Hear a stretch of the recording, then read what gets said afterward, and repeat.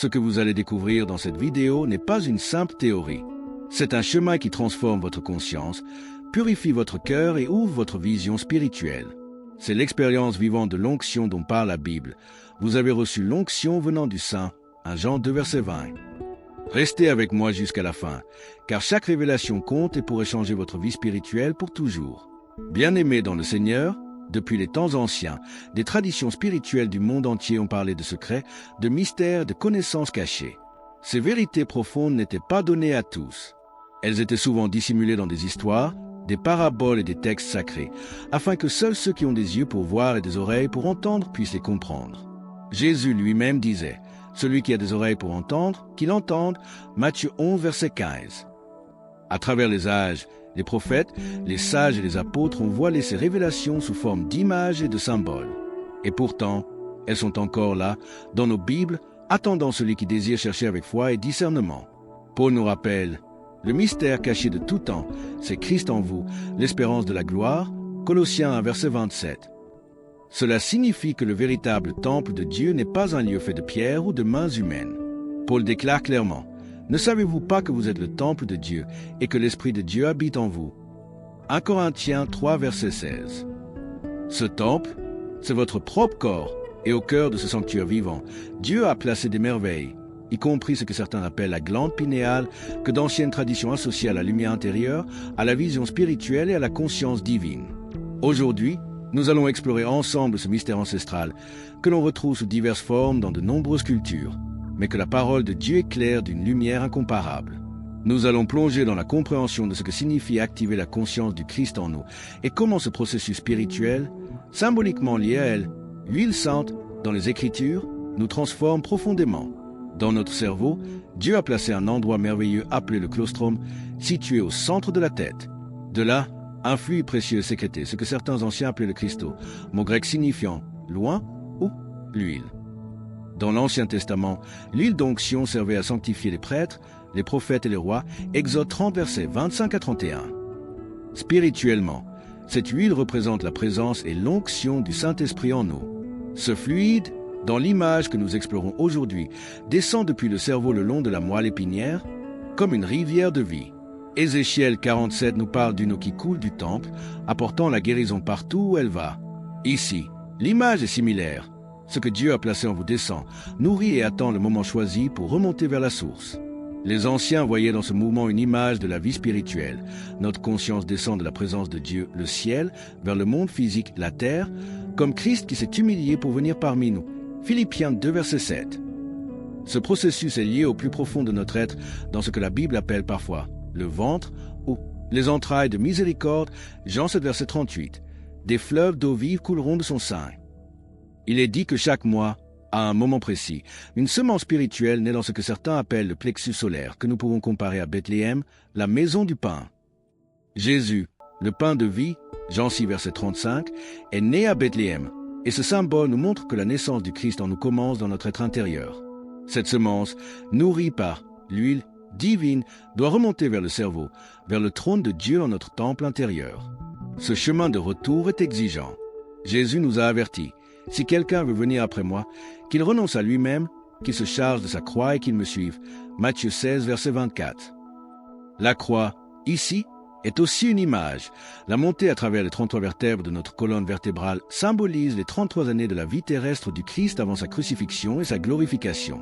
Lorsque cette huile atteint le sommet, ce que la Bible appelle l'ancien des jours, dans l'image de Daniel 7, verset 9, assis sur un trône resplendissant, alors la lumière jaillit. C'est l'illumination intérieure, lorsque l'Esprit Saint, comme une lampe allumée dans notre cœur, Proverbe 20, verset 27, éclaire tout notre être. Cette montée est possible seulement si nous préservons cette onction, en évitant ce qui l'épuise, comme la colère, les désirs impurs, l'amertume ou la convoitise, Éphésiens 4, versets 30 à 31, et en cultivant ce qui la nourrit, la prière constante, la méditation sur la parole, la louange et un mode de vie sain, 1 Thessaloniciens 5, verset 16, verset 18. Frères et sœurs, comprenez ceci, il ne s'agit pas d'un simple processus physique, mais d'une réalité spirituelle. Jésus a dit « Le royaume de Dieu est au-dedans de vous » Luc 17, verset 21. Ce que nous explorons aujourd'hui est une parabole vivante. La semence de Christ en nous, l'huile de l'Esprit, et la montée vers la plénitude de la communion avec Dieu. Lorsque cette onction atteint son sommet, elle illumine notre œil unique dont parlait Jésus. Si ton œil est en bon état, tout ton corps sera éclairé. Matthieu 6, verset 22. Beaucoup voient là une allusion à la glande pinéale, mais au-delà du corps, il s'agit de notre regard spirituel fixé sur Christ. Bien-aimés, ce mystère n'est pas pour être admiré seulement, mais pour être vécu. Paul nous exhorte, ne vous conformez pas au siècle présent, mais soyez transformés par le renouvellement de l'intelligence. Romains 12, verset 2. Alors que nous avançons dans cette étude, je vous invite à vous engager pleinement dans votre marche avec Dieu. Préservez votre temple, cultivez la sainteté, laissez l'huile sainte de l'Esprit monter en vous, jusqu'à illuminer tout votre être comme un chandelier dans le lieu saint. Exode 25, versets 31 à 40. Si cette révélation bénit votre vie, je vous encourage à vous abonner à cette chaîne, à activer la cloche de notification, afin de ne manquer aucun enseignement qui nourrit votre foi et votre marche avec Christ. Ensemble, continuons à sonder les Écritures, car la gloire de Dieu, c'est de cacher les choses, et la gloire des rois, c'est de sonder les choses. Proverbe 25, verset 2. Restons jusqu'au bout, car le plus grand mystère de tout c'est ceci. Celui qui vaincra héritera toutes choses. Je serai son Dieu, et il sera mon fils. Apocalypse 21, verset 7.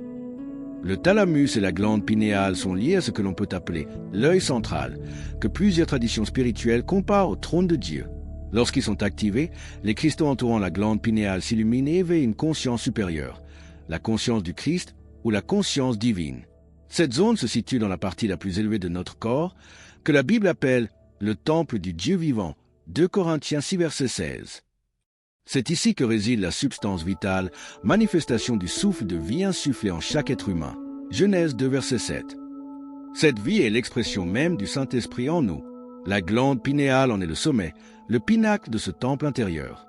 Dans l'Antiquité, le thalamus optique était révéré comme la lumière du monde par les Égyptiens et les Grecs en raison de leur connaissance avancée du corps. Ils savaient que ces précieuses huiles descendaient du claustrum, se différenciaient dans la glande pinéale et l'hypophyse, descendaient par la moelle épinière, puis remontaient vers sa source.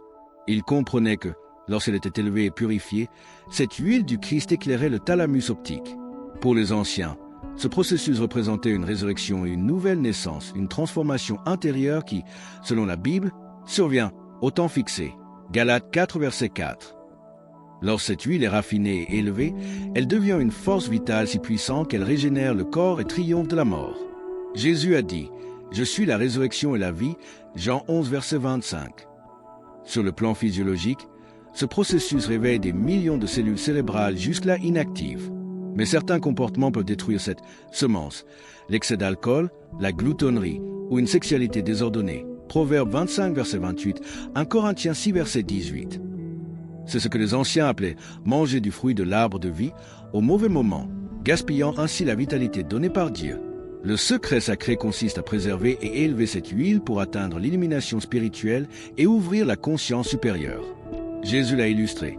Comme il en est en haut, il en est en bas. Matthieu 6, verset 10. Que ta volonté soit faite sur la terre comme au ciel. Les sages de jadis affirmaient que ceux qui gardaient ce secret pouvaient vivre très longtemps, rappelant les patriarches bibliques qui vécurent plusieurs siècles, Genèse 5. En étudiant attentivement les évangiles, on découvre que toute l'écriture pointe vers cette vérité. Jésus a dit « Je suis la lumière du monde. Celui qui me suit ne marchera pas dans les ténèbres. » Jean 8, verset 12. Il a aussi déclaré « Si ton œil est en bon état, tout ton corps sera éclairé. » Matthieu 6, verset 22. Cet œil unique a toujours été connu comme l'œil spirituel. Beaucoup, cependant, lisent la Bible uniquement de manière historique, attendant un sauveur extérieur. Mais Jésus a dit « Le royaume de Dieu est au-dedans de vous. » Luc 17, verset 21. Paul aussi, Christ en vous, l'espérance de la gloire. Colossiens 1, verset 27. Le véritable salut commence à l'intérieur, lorsque nous permettons à l'huile du Christ, la semence divine, de s'élever à travers toutes les portes ou chakras, purifiant nos désirs, notre ego, notre convoitise et notre orgueil. Rester attaché aux énergies inférieures, c'est consommer constamment le fruit de l'arbre de vie, sans en laisser croître la puissance. Mais élever cette huile, c'est se dépouiller du vieil homme, Éphésiens 4, verset 22, pour revêtir l'homme nouveau, créé selon Dieu, Éphésiens 4, verset 24. Ce chemin intérieur culmine lorsque la semence est crucifiée au centre de la tête, symbole de la mort de l'ancienne conscience et de la naissance de l'homme spirituel, Romains 6, verset 6. L'élévation de l'huile vers le thalamus optique stimule la création de sang nouveau, purifiant ainsi notre corps. Cette régénération correspond au retour du Fils prodigue vers la maison du Père, Luc 15, verset 20. Concrètement, selon cette sagesse, il existe un cycle mensuel lié à la position de la Lune par rapport à votre signe de naissance. Chaque mois, une semence est produite et descend dans le corps.